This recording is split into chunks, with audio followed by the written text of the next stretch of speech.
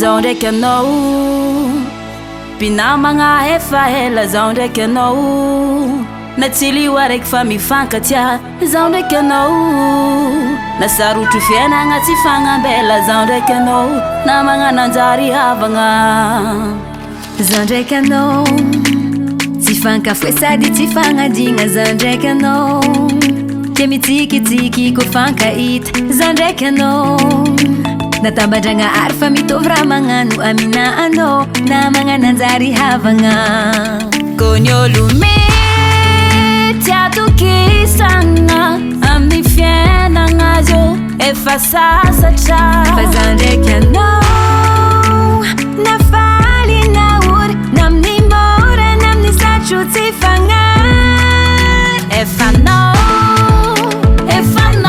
io namako tiako havako no fidiko. Nazao io samba tsy misy anao. Zao tsy amadiky anao.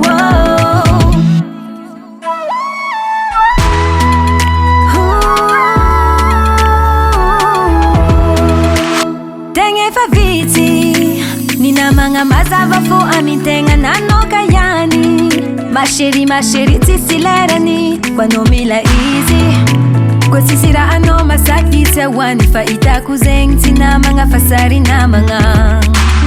Malahelo anao ravoravo anao tsy hafahafa aminao zao izy ko mbola miaigna eto ambony tany. Malahelo anao ravoravo anao tsy hafahafa aminao zao.